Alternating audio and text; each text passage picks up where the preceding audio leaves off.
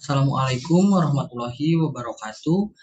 Izin memperkenalkan diri, nama saya Raka Putra Pratama dengan NIM 3311201019 dari Fakultas Farmasi Unjani angkatan 2020.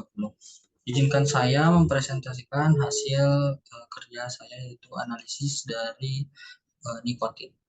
Izinkan saya untuk share screen rekan-rekan dan Bapak Ibu.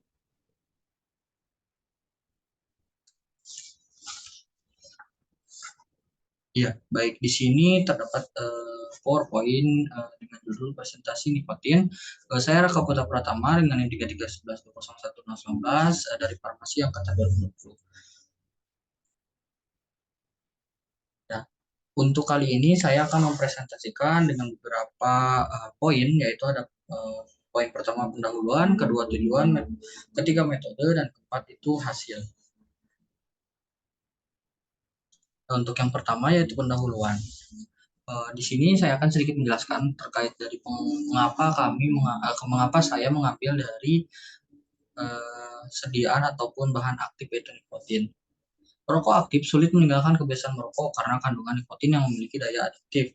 Rokok dapat memaksa perokok untuk ketagihan. Bila konsumsi rokok dihentikan, perokok bukannya merasa sehat, melainkan akan timbul rasa sakit dan tidak enak yang disebut withdrawal effect atau sakau gitu.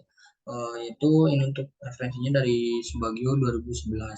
Nikotin ataupun C10H14N2 merupakan komponen aktif farmakologis yang utama dari tembakau, Nicotiana tabacum, dan juga ditemukan dalam jumlah banyak pada spesies lain dalam famili Solanaceae. Pada konsentrasi rendah, nikotin bersifat merangsang atau stimulan, yakni nikotin meningkatkan aktivitas kewaspadaan dan memori, dan inilah yang merupakan salah satu faktor yang berkontribusi pada sifat ketergantungan pada rokok tembakau. Nikotin dapat meningkatkan denyut jantung dan tekanan darah dan mengurangi nafsu makan. Pada dosis yang tinggi, nikotin bereaksi sebagai depresan ataupun penekan.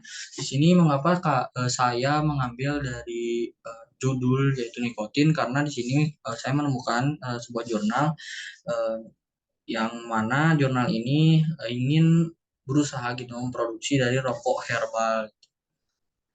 Izin melanjutkan. Untuk tujuan di sini yaitu rokok berbahan dasar tembakau mengandung nikotin dengan kadar yang cukup tinggi. Oleh sebab itu, banyak cara dilakukan untuk mengurangi atau meninggalkan kandungan nikotin tersebut. Salah satu inovasi terbaru ialah rokok herbal yang diolah dengan bahan dasar rempah-rempah dengan kadar nikotin yang diklaim sangat kecil atau bahkan tidak ada.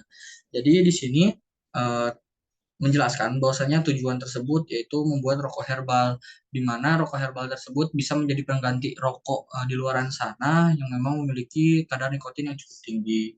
Dan juga di sini memang membuat dari pengguna rokok itu berpindah alih gitu ke rokok herbal. Untuk metode yang digunakan yaitu ada spektrofotometri visible. Ekstraksi untuk di sini ada prosedur percobaannya, yaitu ekstraksi rokok dilakukan dengan metanol yang kemudian diaduk selama 30 menit. Selanjutnya ditambah NaOH2 dan aqueous dan diaduk kembali selama 5-10 menit di atas hot plate dengan suhu 70 derajat Celcius. Ditambahkan zinc asetat dan kalium ferrosianida sebelum disentrifugasi selama 10 menit dengan kecepatan 3000 rpm. Supernatan yang diperoleh ditambah petroleum ether dan dipisahkan menggunakan corong pisah dan diambil fraksi petroleum ether. Penetapan kadar nikotin sampel rokok dilakukan dengan spektrofotometer UV visible pada panjang gelombang 262 nanometer. Hasil absorbansinya yang diperoleh selanjutnya dapat dihitung kadarnya dengan menggunakan persamaan linear. Selanjutnya itu hasil. Setelah percobaan ataupun penelitian yang sudah dilakukan, yaitu menghasilkan dari proses pemisahan menggunakan corong pisah, fraksi petroleum ether ditampung dalam pial dan diuapkan pelarutnya sampai habis dan diperoleh nikotin tanpa pelarut. Untuk tahap analisis menggunakan spektrofotometer UV-vis digunakan metanol sebagai pelarut. Persamaan regresi linear yang diperoleh dari kurva baku nikotin standar dapat dilihat pada gambar 1.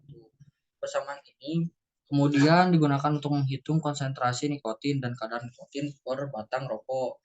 Menurut penelitian yang dilakukan oleh Peter M. Clayton dan kawan-kawan, absorbansi maksimum nikotin berkisar antara 236 sampai 264 nanometer.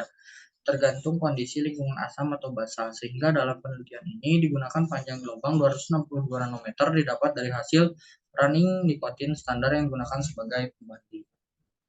Berikut ada hasil absorbansi ataupun panjang serapan dari standar nikotin menghasilkan hasil tersebut. Lalu di sini juga ada penghitungan kadar nikotin, terdapat hasilnya. Ya, apabila ada yang ingin tanyakan dapat bertanya pada kolom komentar. Terima kasih banyak. Berikut juga link jurnal apabila rekan-rekan dan juga Bapak Ibu ingin mengetahui terkait dari jurnal tersebut, saya lampirkan jurnal tersebut. Terima kasih. Saya ucapkan kepada Bapak Ibu dan rekan-rekan, mohon maaf apabila masih terdapat tutur kata yang kurang berkenan dan juga masih terdapat banyak kekurangan. Saya Raka pamit undur diri. Wabillahi taufiq wal hidayah. Wassalamualaikum warahmatullahi wabarakatuh.